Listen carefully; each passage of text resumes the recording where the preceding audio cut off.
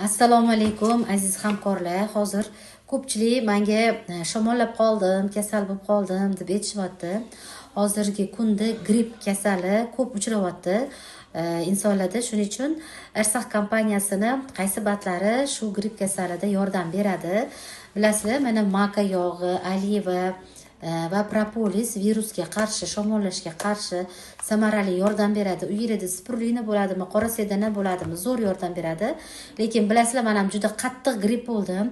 Hamma batlarni ichdim va meni qulog'im bitib, burnim bitib, boshimda og'riq bo'ldi. Ya'ni qon aylanishi yaxshi bo'lmadi va shunda men kechqurun kurkumin bilan evkalipt ichib yotdim. Kurkumin va evkalipt. Ertalab turganimda qulog'im bitishi ham, burnim bitishi ham ochildi va boshimdagi og'riq ham qoldi. Hozirgi grippda mana shu kurkumin bilan evkaliptdan zo'r yordam beradi.